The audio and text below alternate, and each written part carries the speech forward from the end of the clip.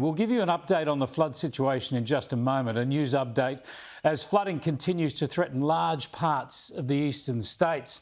The forecast is for more heavy rainfall in the coming days. In other words, the worst is yet to come. But let's just play this into the climate change debate, because the political rhetoric and fear-mongering on climate change has had a very real impact on critical government decisions over many years, some of them affecting flooding, of course. For instance, as we are drenched yet again, it's impossible to forget the wildly alarmist and inaccurate predictions of Tim Flannery. We all remember them. Even the rain that falls isn't actually going to fill our dams and our river system. Even the rain that falls isn't actually going to fill our dams and our river system.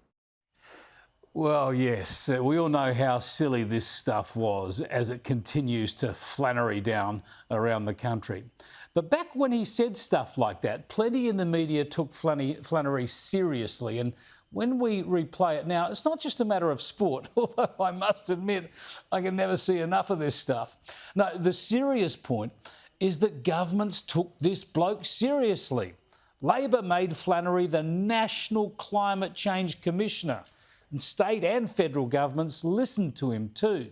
Flannery and his ilk encouraged governments to build desalination plants because they said dams wouldn't fill anymore. I've been through these numbers with you before, but it's worth repeating them because the desal plants in Melbourne, Sydney, Adelaide and Queensland have all proved to be unnecessary.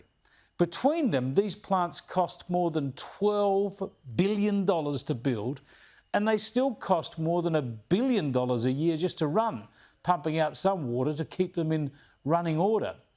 Two of them were held up in construction, as you'll remember, by, you guessed it, flooding. This is where the climate predictions have set us back. They've prompted bad government decisions and they've cost us a bomb. And that money might have been building dams instead, increasing storage and helping to control flooding.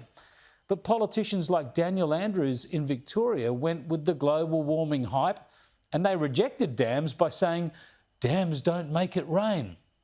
And his water minister said the new dams just wouldn't fill anyway. Now there's hardly a dam at this moment in the whole of eastern Australia that's not full.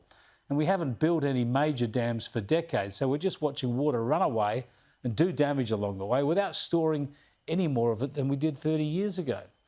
Finally, 30 years after it was first proposed, the New South Wales government has decided to go ahead with raising the dam wall at Warragamba in the hope they can better mitigate flooding in the Nepean Hawkesbury area. Now, remember how after years of drought and heat waves and bushfires, we were warned time and time again that this is the new norm: drought, bushfires, heat waves. And then, as ever, when this was broken by flooding, that's the natural cycle, the message changed from the alarmist. Of course, the flooding was the new climate change curse.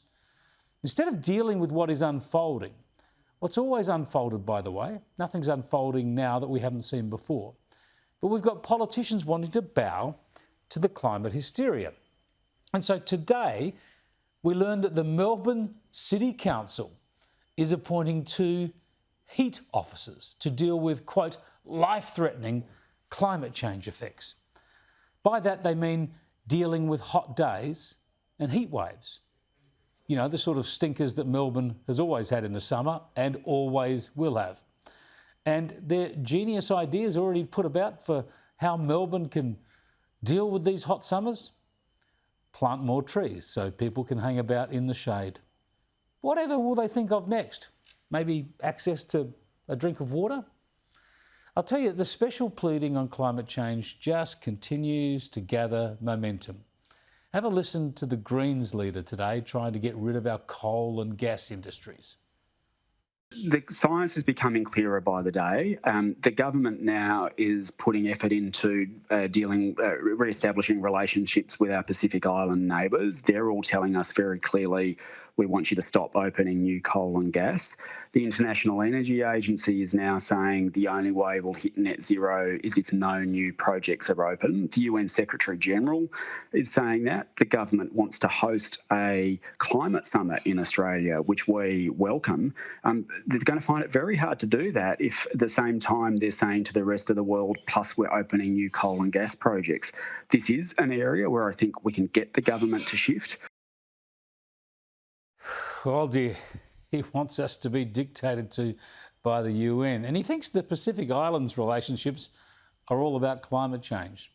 It hasn't occurred to him that Pacific nations use the same sort of climate hysteria he does to shake down wealthy countries for more money. Anyway, Bant wants to influence the Labor government that relies on his votes, and of course he does influence them. Listen to Anthony Albanese today giving a speech in Western Sydney and referencing how they've been hit by floods in recent years. Now, we know that Australia has always had extreme weather events, so you can't say that any particular event is because of climate change. But what you can say is that the science told us that extreme weather events would be more intense and would happen more often.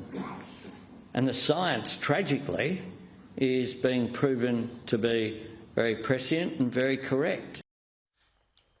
Look, where to start with the rhetorical tricks and deceptions that go on here? Never mind the worst flooding in these areas was recorded more than a century ago. Never mind that the Prime Minister actually admits we'll always get natural disasters. And never mind he also admits we can't conscript the latest events to make a climate change argument. Then he just goes ahead and does that anyway. It's extraordinary. Look, the message here is so obvious, but it's heeded by so few people. When it comes to droughts and floods and bushfires, know that they will always come in our country. So build dams, clear bush around property, and prepare for the trials by weather that are inevitable in Australia. As for climate change, adhere to the facts, look at the records, and remind yourself of what happened before, a long time ago, not just since Twitter, and it will prove a very, very useful guide to the future. Politicians continue to blame climate change for their own failures and use climate change for their own political ends. They shouldn't be allowed to get away with it.